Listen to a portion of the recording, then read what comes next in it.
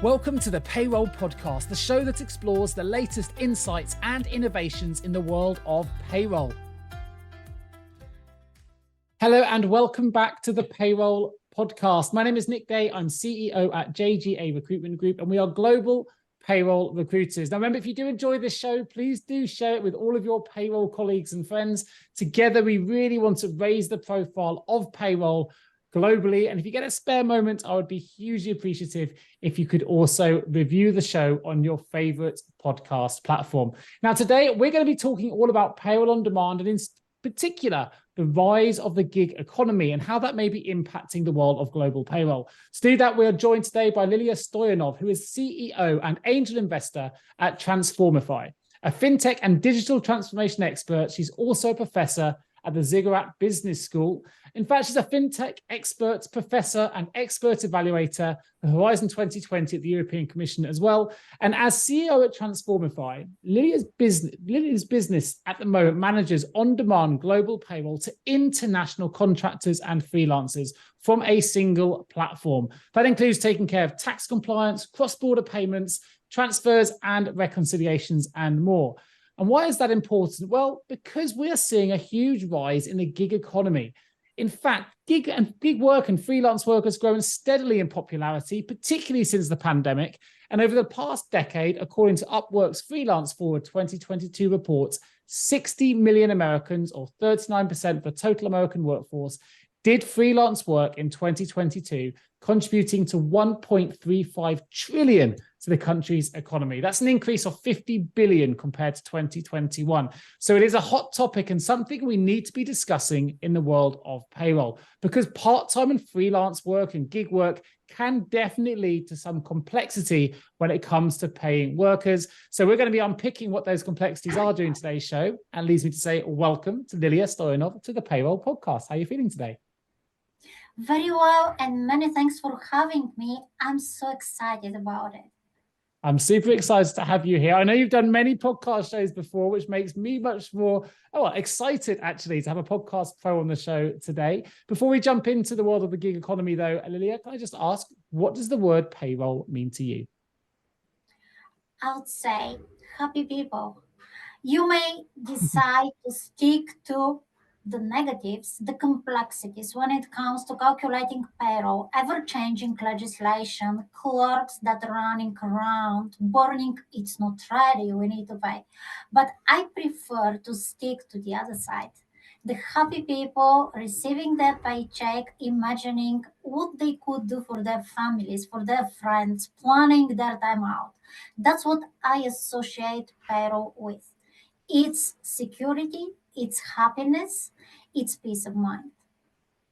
Fantastic. Well, I love a bit of positivity on the show, a little bit of positive psychology associated to the world of payroll. Absolutely right. Let's look at it in a positive spin on the word, because it is a positive profession. There's a lot to navigate in the world of payroll, and the payroll people, certainly the community that we've come to know and love, is a fantastic community, and they do great work, but it is challenging. And the gig economy is throwing up some new challenges and areas of complexity that we do need to consider in order to ensure that we're always running an accurate and compliant process. So what is the future of the gig economy? I wonder if you could bring some statistics or some information to our listeners to give them a bit of a sense of what the gig economy is and why it's growing so much and why it's important to consider.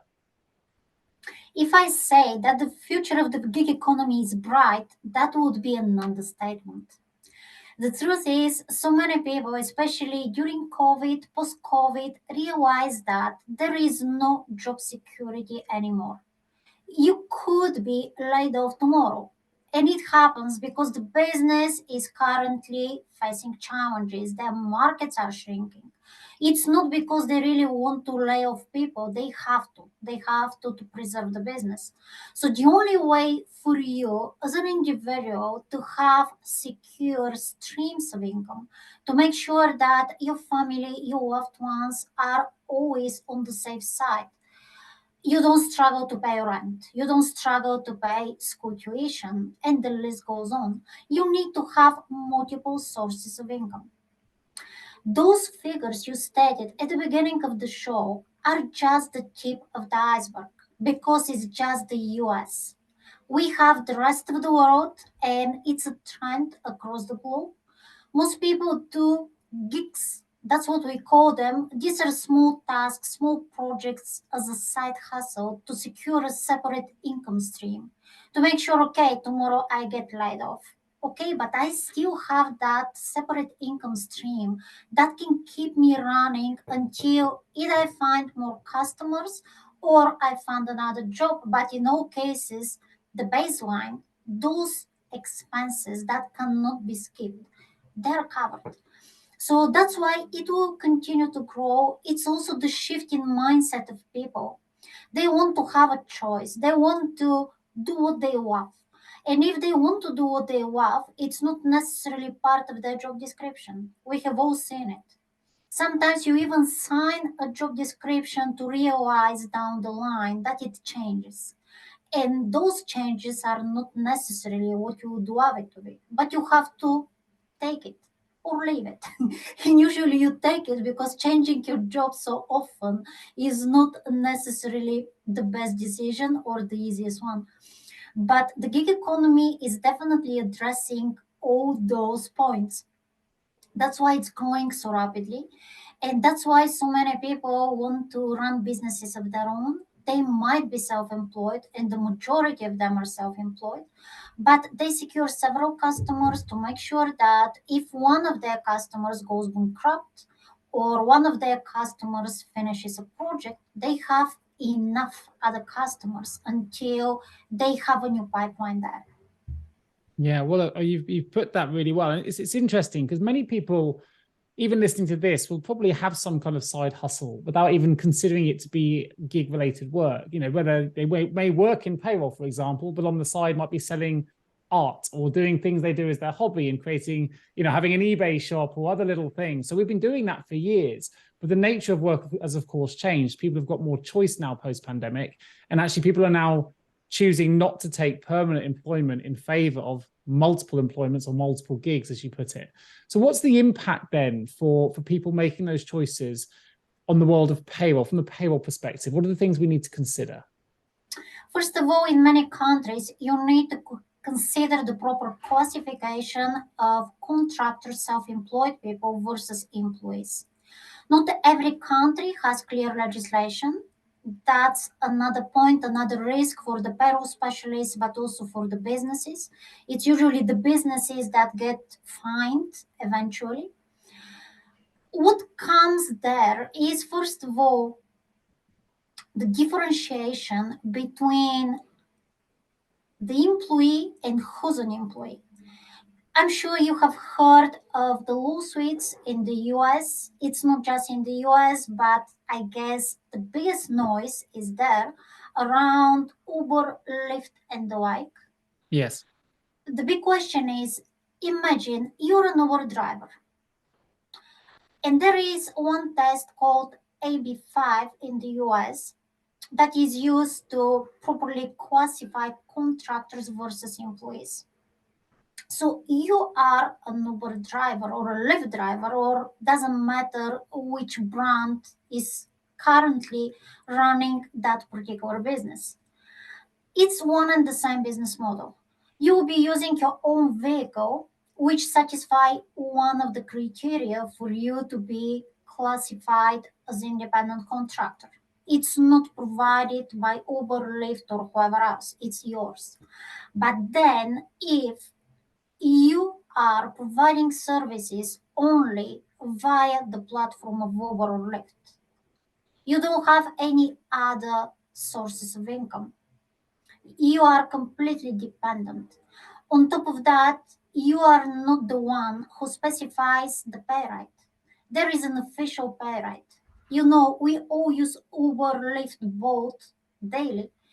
You have that pay rate in the app, and there is an algorithm that is applying the pay rate. You as a driver, usually, not in all cases, but I would say in 90% plus of the cases, you have absolutely no say on your pay rate. Right. Then the big question is, are you a business owner? You are selling your service, but you cannot put a price tag there. So that's why when you look at the criteria, if you don't manage to satisfy all the criteria, especially the very first one, if you have just one source of income, just one customer, then it's very likely that you will be classified as an employee, and then it's a totally different rule that shall be applied to your payroll calculation. And that's the struggle in those countries where there are such rules. That's the struggle for everyone involved because it's not so clear. There is no clear cut. There is a lot in the gray zone. Imagine you are driving both for Uber and Lyft. Many drivers have two separate phones. One has an app, and that's Uber. Another one has another app, that's Lyft. And eventually, we don't need to classify them. They have more than one customer. They Sure. provide their services to more than one. So this one is satisfied, but they can't put their price tag. Doesn't matter if they're working through Bolt, Uber, whatever. So it's very complicated. That's why we see those very lengthy lawsuits. I don't believe that they will be over soon due to those complexities there, the gray zone, and the way you are treating one and the same text in the legislation. It really depends on the way you read it, the way you apply it. That's why there are expensive lawyers out there. But for us, as payroll professionals, as people that provide payroll on demand software, in my case, we really need to make sure that whatever is in the gray zone is very clearly discussed and outlined to everyone. And you have your business customers well informed so they can make decisions and they can estimate the risk on their end. That's our role. That's a really clear, well, I say clear, confusing in the nature of the situation, but a clear example which you've articulated very well there to help us understand some of the complexities associated with it. I think it also has highlighted that actually on-demand gig-based work has a huge degree of flexibility around it. And that's something that gig workers want to leverage, right? The ability to be flexible, to work for Uber 1 minute and to work for Lyft or Volt the next, which is one of those examples. Whereas if you're fully employed, it may be in your contract that you can't moonlight and work for a competitor at exactly the same time. So there's, that's a really good example as well of where that flexibility exists. However, there are obviously some unique challenges related to processing payroll for on-demand workers. So can you shed some light on what they might be? There are many, and given that Transformify operates across the globe currently in more than 184 countries, first of all, you need to be aware of the fact that all these people are not necessarily aware of the legislation. They're individuals, they are not well educated, not all of them. Mm-hmm. Even if they have some basic knowledge of taxation, invoicing, etc., still they may not adhere to all rules that are out there. So in that case, automation and having a system that is issuing invoices on their behalf to make sure that everything is in line with the legislation helps a lot everyone involved. I'll give you this time a different example. We have lots of translation agencies across the globe, and they have, depending on the size of the agency, but sometimes as many as 20,000 translators, videographers, editors, you name them. Wow. They're on demand. When there is a new project for them, they're called. So first of all, you need to be able to find easily the right person. This time you need someone who could translate pharmaceutical product description from Japanese to Thai, or let's say to any other language. If it is Japanese to English, probably you have many. But if it is to another more niche language, you need to be able to filter out those 20,000 people. Find out who delivered good quality work before. Check their availability. Check if they could deliver particularly that project, because even if they have written product descriptions in the past, they may say, okay, but this is not necessarily our expertise. We don't feel comfortable doing that. So that's your first step, to find the right person, communicate with the right person, assign them to a project.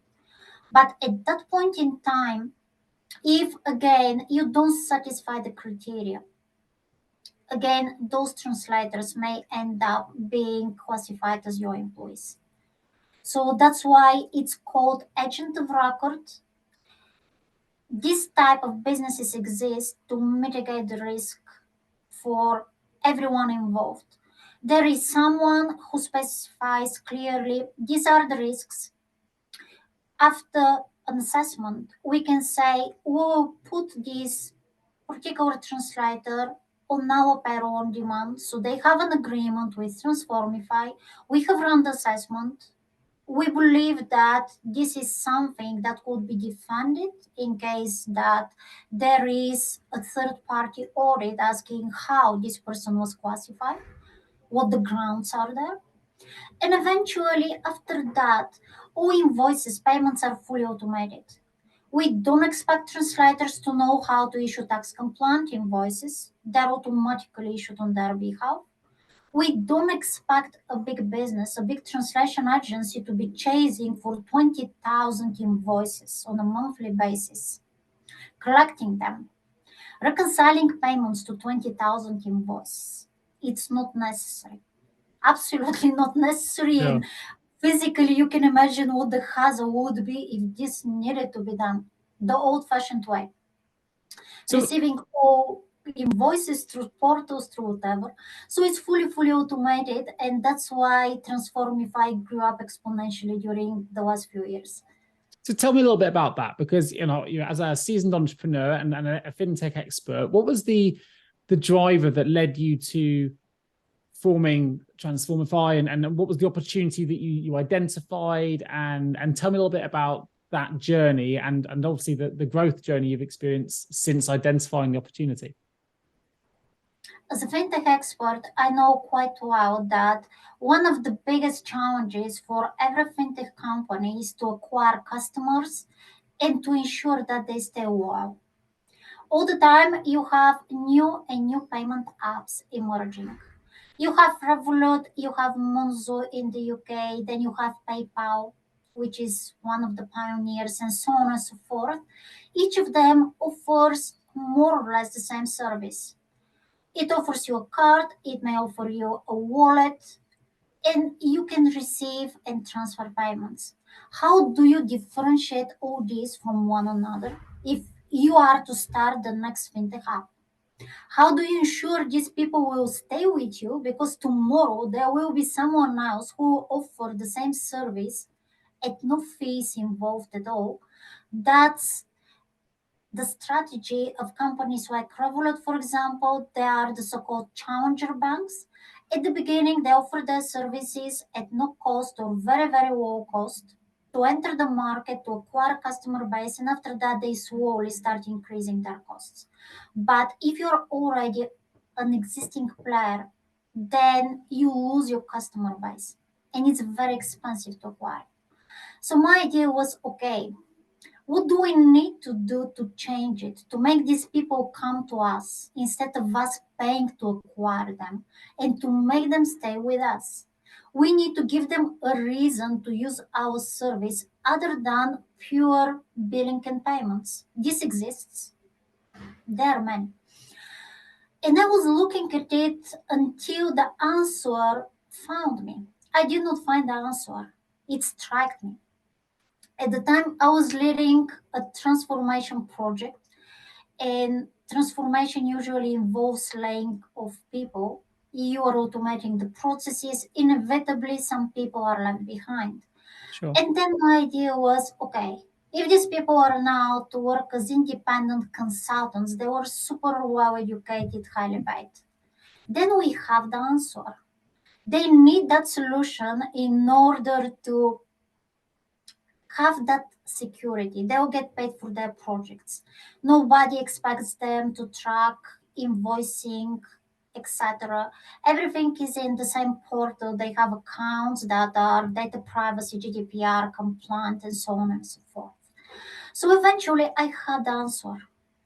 And that's how we started. Initially, it started as a solution for highly skilled consultants, very, very niche. We validated it as a business model.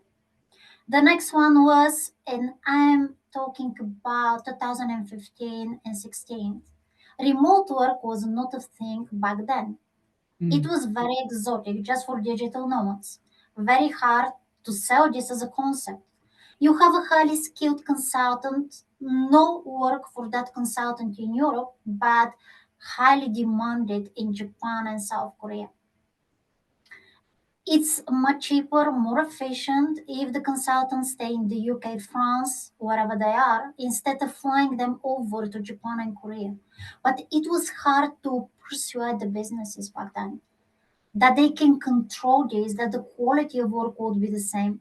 So I would say the first few years till the end of 2018 were a nightmare to establish a new business model to persuade everyone involved that it works for them, it cuts costs, it's much more efficient.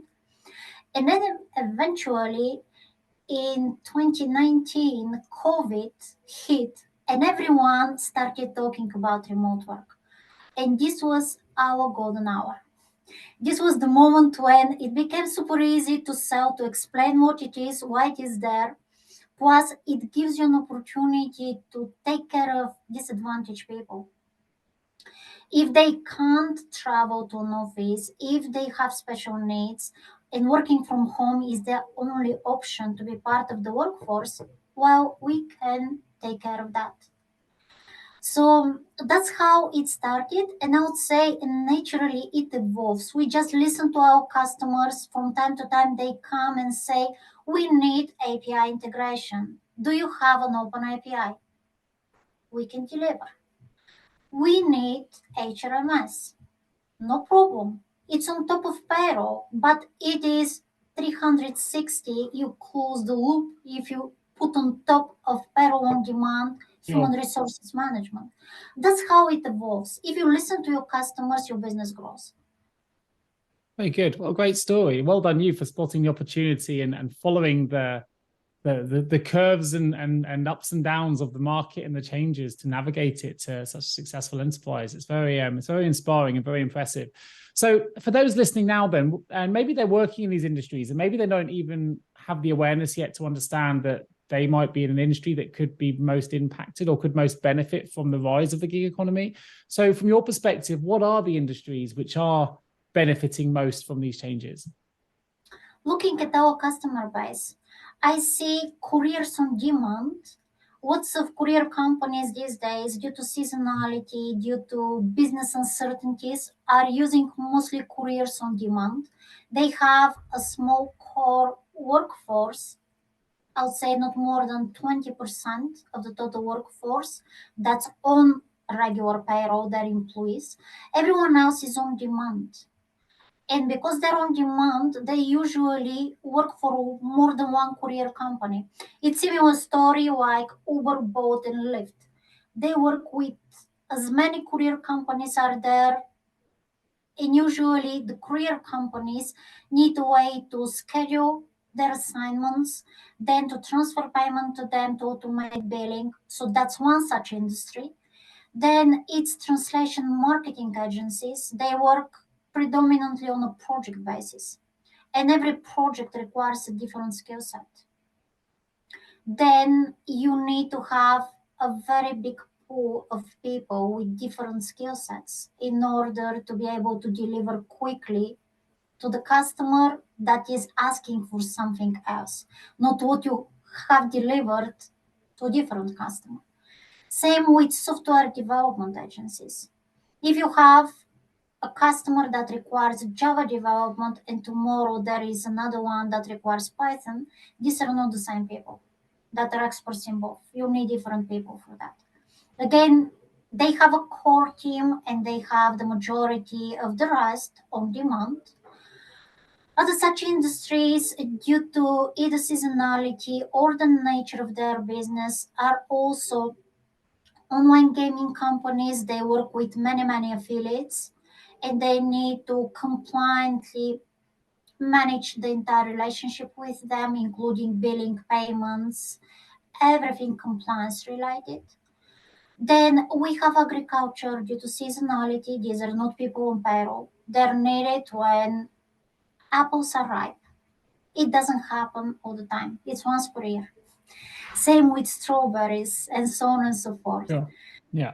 Same with promoters, people that are promoting it, events. Events management is another such industry. Imagine the big conferences and festivals. Burning Man in the US. You have thousands of people needed to set it up, thousands of people to clean up the space, and you don't keep them on payroll. You need them for 2 to 3 months per year. So I see. it's But like very simple. Christmas tree harvesting, which is coming up soon. It's true. Yeah. Maybe come to mind when you talk about strawberry picking. It's, oh, there are going to be all those people now cutting down the Christmas trees for a few weeks a year just to try and get rid of them. I think the other thing that's interesting here is and obviously it's interesting for me as a recruiter because it's opened up the global workforce as well. So you mentioned software development, using a platform like Transformify, of course. If you need someone, it opens up the ability to recruit across borders. You can find the person with the specialist talent anywhere in the world rather than someone within your postcode, which is how it used to be historically. If they don't live within your zip code or your postcode, you're going to struggle to find someone. Whereas now you can find someone, as you mentioned earlier, someone in the UK can now contract on in a gig basis with a company in Japan. And it's relatively straightforward if you're using your platform to stay compliant. But what does that regulatory landscape look like? What are some of the risks for people that may not understand the risks associated with, for example, misclassifying an employee as an independent contractor?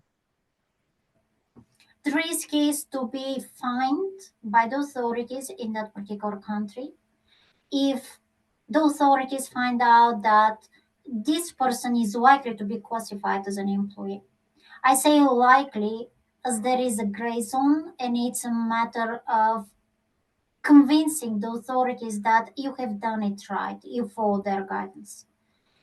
But it is really, really something you need to consider prior to going cross borders. Lots of companies, we are all remote as of day one across many countries.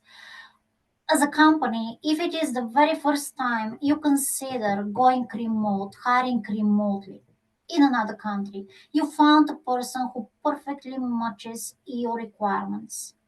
Being it a very rare skill set or being it a person who has the network, if we talk about sales teams, then you need to check in that particular country what are the rules for this person to be properly classified. Secondly, what are the preferences of that person?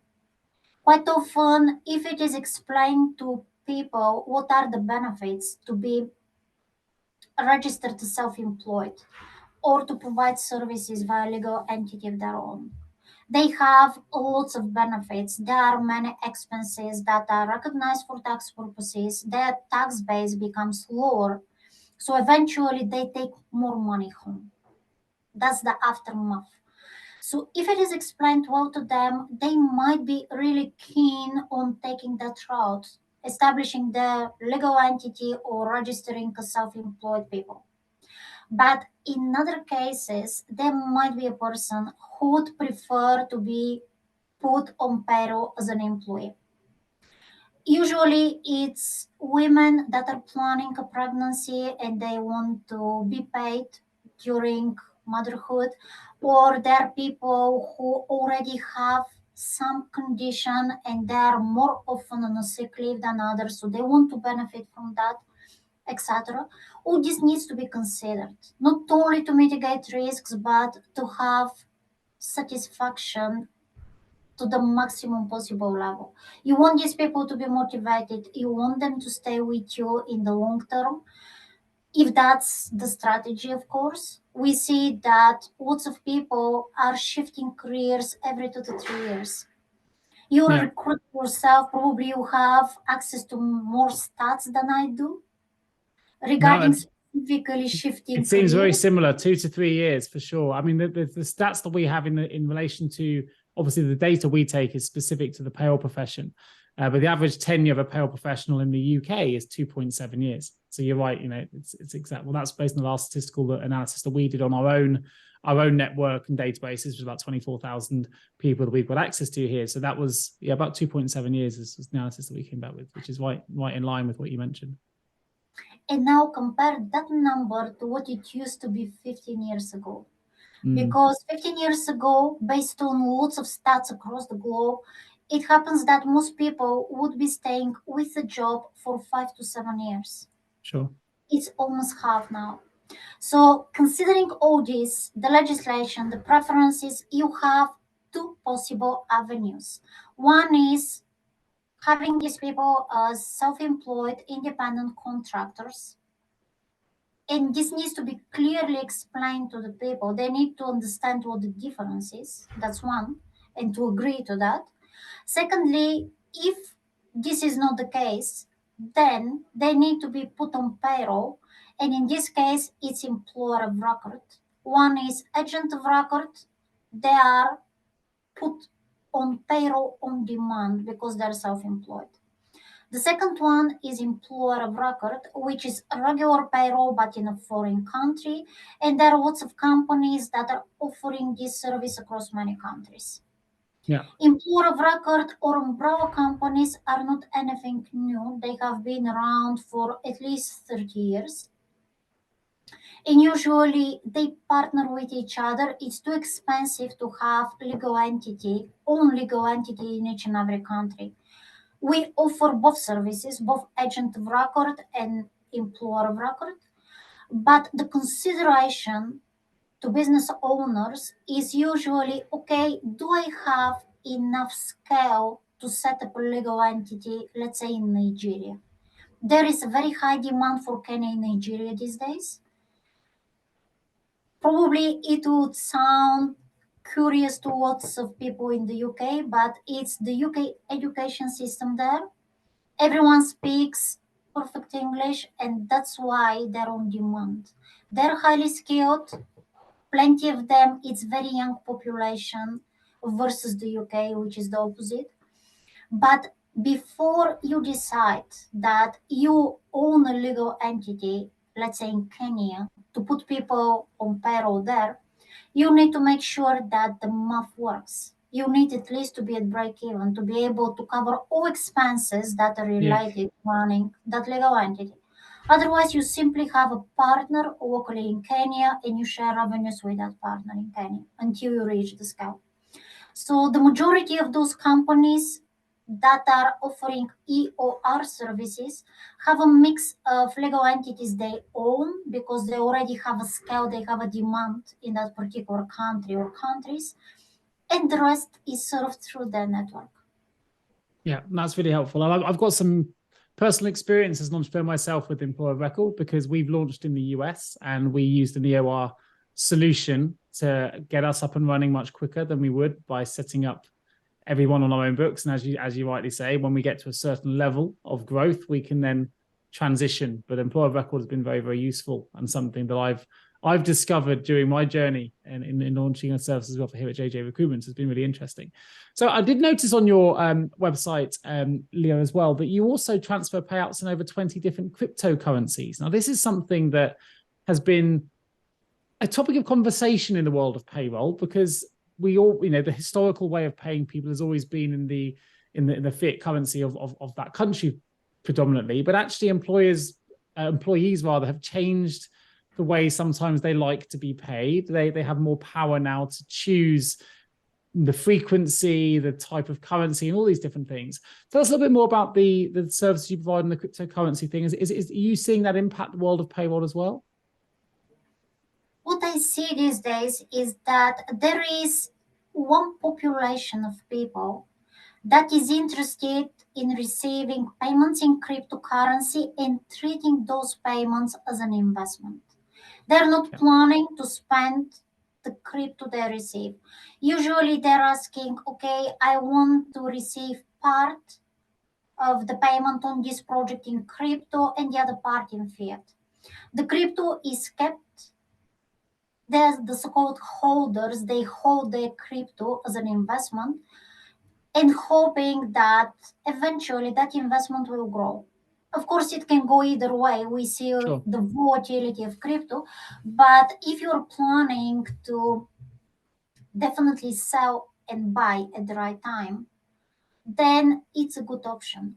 What needs to be always taken into account is that in many countries, if this is a regular employee, the legislation in many countries does not allow you to pay employees in any currency other than the fiat currency that's official in that country. So if we take the UK as an example, this would be only GBP and nothing else. It's not every country, luckily, but in many countries we still see that rule. And the crypto payments are normally payments that are available for independent contractors, service providers. There are no limitations applying to them. They can opt for any of the cryptocurrencies we are currently supporting, get paid, or split payment into fiat and crypto if that's their preference, etc. For regular employees, I would say the majority are still tied up to being paid in the fiat currency of that particular country, apart from some countries that are very open-minded. It's interesting because it links to how workers' preferences are changing. And, you know, as you say, 15 years ago, this wouldn't have been on anyone's radar that you would be paid in cryptocurrency. It wasn't even anyone's radar 5 years ago, really. And now we're seeing these things start to proliferate, the payroll sector and the way that employees like to be paid and their preferences. And we've seen workers' preferences change a lot, particularly post-pandemic. What do you think are some of the other factors that are driving that change? I would say first and foremost, people want to make more money and be paid more. And seeing crypto growing up or coming down rings a bell. Okay, if I get paid in crypto and I hold it, I don't sell it when it reaches the bottom. Of course, these are educated people. They understand trends. They understand how crypto works. It's not for everyone. You need to know how to deal with crypto. But if you do know, then there is an opportunity for you to treat it as an investment. That's why the preferences are changing. There is another preference we see, and these are the wallets in various currencies. We have a global partnership with Payoneer when it comes to digital wallets and cards linked to wallets. But here the idea is you're in Brazil and the local currency is super volatile. You need Brazilian real to pay your rent, to buy food, no doubt. You do need it. But do you want to keep everything in Brazilian real? The answer is no. So you get paid by a customer in the UK. The customer in the UK would prefer to pay in GBP. Otherwise, there is FX fee that would be involved. Sure. You have that wallet in multiple currencies. In your wallet, you have GBP, you have USD, you have also Brazilian real. You receive a payment in GBP. You keep the majority in GBP to hedge against the volatility of the Brazilian real. You exchange only that portion needed to pay your daily expenses. So that's another trend. And that trend is seen regardless of the status of the person. You don't need to have in-depth knowledge to understand that if you keep some part of your payment in a foreign currency that's not as volatile as your home currency, you win. So we see people going down to janitors, to people who have primary education only, understanding the fact that they could benefit keeping money in various currencies. So the majority of the people using Transformify already clearly understand what the benefits are. Of course, there is lots of information available for them to make an informed decision, but we see the preferences changing. It's not like before you get paid in local currency only and you accept it without asking questions. Now everyone is asking questions. Do I have other options? And that's what it's all about, isn't it? That's the thing we've seen in relation to the Great Resignation is employees realize they have more options available to them now. And if employers don't provide those options, then they can go somewhere else that will. And we've seen that as people have left employment to find a better working balance, whatever that might be in terms of the way they get paid or the hours they work or the location they work and various other factors as well. There's more choice now than ever. And we need to make sure we continue to give those choices if we want to retain the best talent or attract the best talent, depending which way you want to look at it. Last question before we open the vault, Lilia. Is there anything else you'd like to add in terms of how the gig economy is changing, or indeed perhaps bringing the services that Transformify offer to the gig economy that our listeners may want to know a little bit about that perhaps we haven't covered yet? What I see is first a shift from small gigs. In the past, it was Fiverr, it was Upwork that was offering a marketplace for the freelance economy. But as the name suggests, Fiverr was 5 USD per gig. And then you have small gigs like video editing, writing, copywriting a blog. Now what's changing is, first of all, depending on the legislation in the country of residence of the contractor or freelancer, then you may have that person delivering services to the very same customer somewhere else in the globe for 2 to 3 years, provided, of course, that they satisfy the criteria to be classified as contractors. But it's a shift from very short term, very low paid gigs to much bigger projects that span across 2 to 3 years sometimes, which provides different way of managing the relationship between the parties. And on top of that, you have more and more flexibility that's demanded by both the businesses and the freelancers. They want the flexibility to shift projects, they want the flexibility to deliver work on their schedule, of course, corresponding to the schedule of the customer. There is no way not to do that. But flexibility is also key. Yeah, no, I'm really, really glad I asked the question. That's a really good point to make. Well, listen, we're going to open the payroll vault. So 3 short, sharp questions for you. And it'd be interesting to get your insights here, Lilia, because you come from a slightly different space, you know, not as a payroll administrator through those realms, but actually as an investor and as an entrepreneur that spotted an opportunity in the world of payroll. I'll be intrigued to see what we have to say. So what's one piece of advice you would give to someone working in payroll right now? Automate your work to the maximum that's possible. That will allow you to stay on top of the trends. That will leave enough space for you to read, to educate yourself. Otherwise, repetitive tasks, something that could have been automated but it's still on Excel, are really ripping you off from many benefits related to your personal development, your career development, your future as such, because you won't be able to spot what's the next big thing and to get prepared for it if you don't read, if you don't get educated, if you don't communicate with others.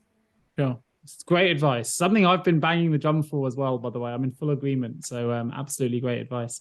If you had the power of foresight and you could change the entire global payroll industry with one action or one improvement, what would that action or improvement be? You know that there are international financial reporting standards. If there are international payroll standards, this would help payroll specialists across the globe. There are so many differences across countries. It makes it so hard for a payroll expert, especially if it is a New York company and it has subsidiaries across Europe plus, let's say, Asia, and every country has unique rules of its own. If this gets harmonized, this is the biggest impact on the industry. And if I had the power, I'll do that. Yeah, well, a great answer. Love that. Love that. Fantastic. And last one, just a little bit of fun, really. But you've been immersed in the world of global payments and global payroll. So particularly in relation to the gig economy, if payroll was a song or a movie, what song or movie would it be and why? I would say if it was a song, it would be It's a Wonderful Day. It's a Hey. wonderful day when everyone receives the paycheck, they're smiling and they're happy. If it is a movie, there is one movie with George Clooney called Up in the Air. As a Yeah, recruiter, you probably have seen it more than once. I have seen it. But Yeah. that movie, again, is telling you a story about the human side. We have technology, we have AI. AI is everywhere, and on a different topic, there is regulation coming in place to make sure that it's not misused. But you have the human side, and that's what Up in the Air is all about. You deal with people, you need to stay human. Yeah, love that. Brilliant. Fantastic. And I think that will hopefully align some concerns because this is coming from a fintech expert, someone that's fully immersed in the world of fintech. And there is a nervousness in the payroll industry that the AI is going to replace or remove a number of payroll or the human side of payroll, which of course is so important. So I think having that reassurance from someone like yourself, Lilia, is absolutely significant and very worthy, and very glad that it's a great way to finish the show today. So thank you ever so much for joining me on the Payroll podcast. If people want to find out more, of course, I will put a link to Transformify in the show notes. You can go to transformify.org is the website. I'll also put a link in there as well for those who want to find out a little bit more about Lilia Stoyanov's background. There's a great link at entrepreneur.com. So I'll include that in the show notes as well. Is there anywhere else I can direct people to if they want to find out more that I haven't mentioned, Lilia? I'll be more than happy to communicate with everyone. Please connect with me on LinkedIn, send me a message. The moment I have a second free, I'll respond back to you.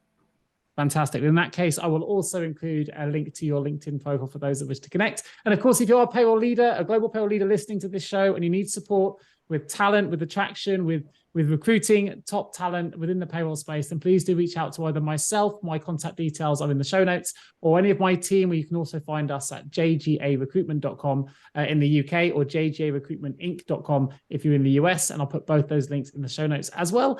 Just leaves me to say one more huge thank you to Lilia Stoyanov for joining me today to talk about the rise of the gig economy, its impact on global payroll. It's been a fantastic conversation. I really enjoyed learning about your insights. And thank you ever so much for joining me on the Payroll podcast. Lilia, thank you. Many thanks, Nick. I really enjoyed it. It was a fantastic conversation. My pleasure.